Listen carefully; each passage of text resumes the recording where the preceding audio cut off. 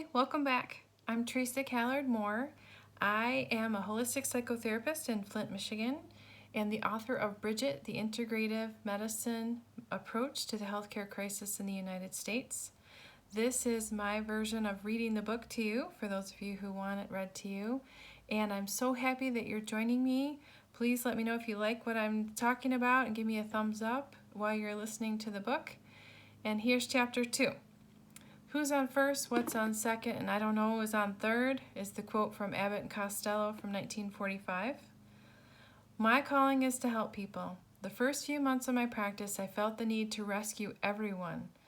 I loved working with couples and individuals in my practice, but the more I tried to fix them, the more I disempowered them. I have a history of codependency, so I had to check that at the door and started to empower my clients and witness their pain and triumphs in life instead of fixing them. Counseling is a paradox.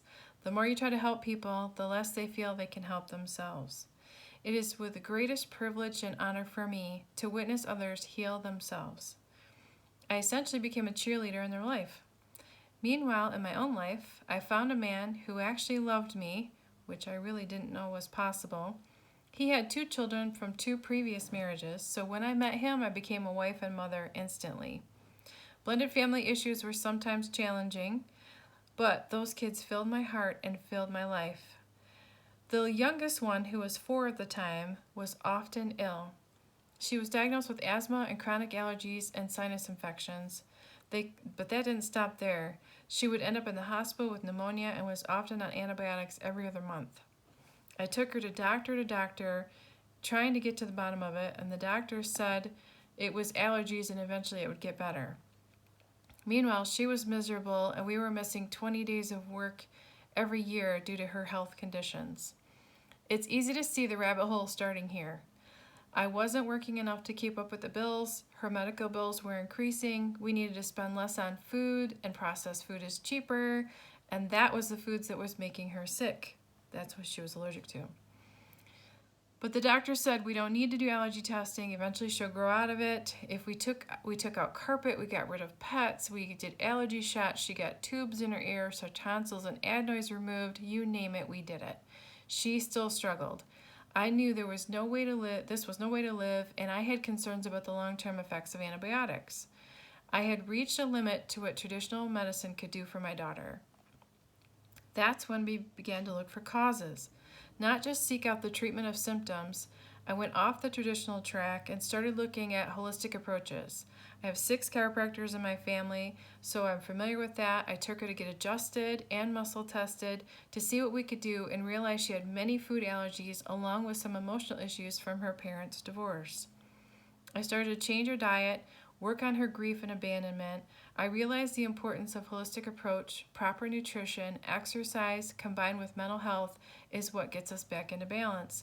That's when I started to bridge it.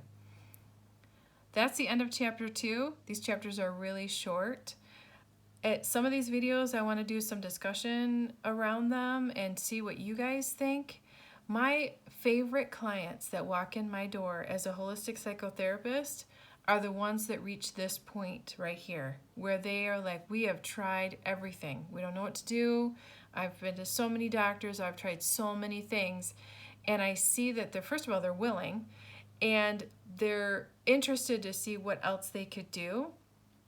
Because sometimes holistic practices or integrative medicine approaches, they seem kind of scary or unfamiliar, expensive. There's lots of barriers to that, but when you're at a crossroads where you're really desperate about fixing this, especially when it's your little one, which is what the case was for me, I was willing to try a lot of things that I wouldn't have been open to before.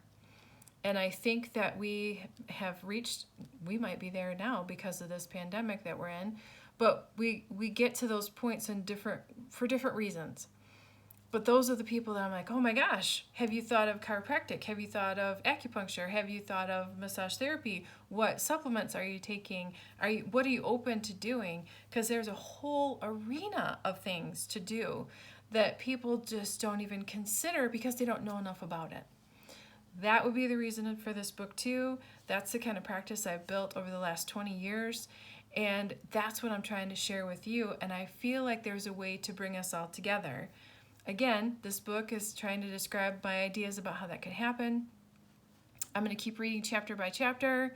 And if you like what I'm saying and you want to hear more about it, please just subscribe to this channel so you can stay in touch with what I'm putting out there.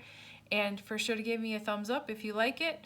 If you don't like it, I still want to hear from you. Tell me what your thoughts are, what your ideas are, because that's what I'm trying to figure out. Anyway, thanks. This is Theresa, and on to the next chapter.